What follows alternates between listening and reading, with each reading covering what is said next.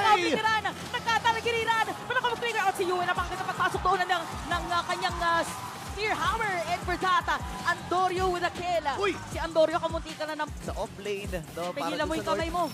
Pigilan mo off. Oy, meron conceal. Kina si Edward pumasok doon.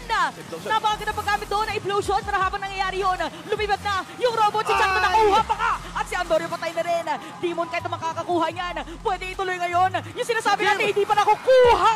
Sa mga statistician. Sa mga statistician, pag sinabing late game, kulot talaga yan or carry. Uy, wait lang ha. May babanata-nata dito sila. Okay, ginamit na doon yung Winter Crown. Flicker out. At inabangan pa nga. Edward is Explosion! down. Pero tutuloy pa rin. Ito naman yung Tracy doon. Napakagandang set up play. Sinabi na nga natin talaga, magpakailanman dito, hindi mababawi ang kagalingan ni Energy sa magkakatak. Pero nga si Jome, maniac na nga. Literal. Wala na nga rin dedepensa para dito sa side ng barangay. At kinakatok na tao po, andito na ang Aurora! Omega! Ang ganda sana nung stand doon. Si Jome kamuti ka na. Pero walang tagahabol yata para sa na Aurora. Walang flicker si Rene J. Pero Jome is gonna be down. Biglang dumating. Dito si Demon Kite. Si Yue makukuha na rin. Ginamit Glorious Pathway. Hindi nakasama yung mga Viego rin. Smart Omega kaya double kill na. Para dito kay Demon Kite. Make it a triple kill. Kung kanina nakamaniac siya, aabutin pa ba ngayon si Andorio? Nakatatlo si Demon Kite dito pero may gusto gagawin. Andorio with a kill. Shutdown. Ano ba ang mga sunod na kaganapan dito? 4v5.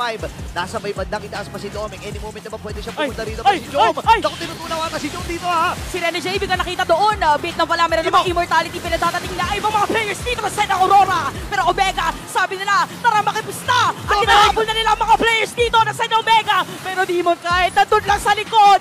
Si Ukir, meron pa yung passive. Ngayon si Andorio mamamatay. Naku po, makikipagsabay na Demon Kite pa ay makakakuha na naman ng kill. Omega nililiko sa Ala, gitna. dinadala. Dito ka! Dito ka! Welcome ka sa barangay! Pero mawalan dito ng Ay, hindi! Wala palang immortality! Wala! Mega kill na pa rito kay Demon Kite! Naku, hindi mo na-clear yung minion wave! Hindi pa na-clear yung iisang catapult! At unti-unti na nga sinisira yung side! Madedefensahan pa rin ni Jome! Hindi pa tapos yung laban natin! Oh, no! Dahil nakaka-double kill pa nga! PJ with a shutdown! Bumabay time! Matutong sa kanya. Bumabay time po yung burrito! Sumipa! Si Domin nandito sa may bandang Gedli.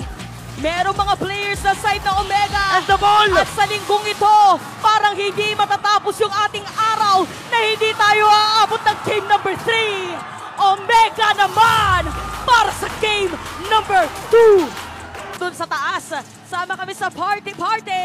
Maaabutan pa nila yung party dito. Glorious Pathway, naku, walang tao. Ay, naku. Doon sa bandang yun. Sila Meron naman. din sariling Glorious Pathway, mala X na play para dito sa ating mga players at nagkakitaan, nagkasalubungan. Napakagandang final slash para dito kay Edward. Walang pag-sustain dito sa side ng Omega, mawalan na immortality si Ryota. Okay, pero meron pa rin pilaga kaya lang tutunawin ang kakasin dito Doming. Smart Omega ay wala pa rin.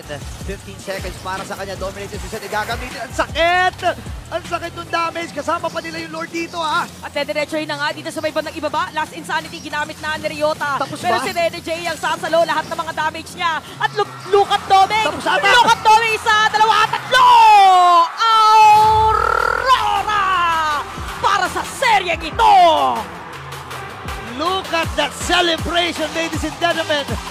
Napatayo na rin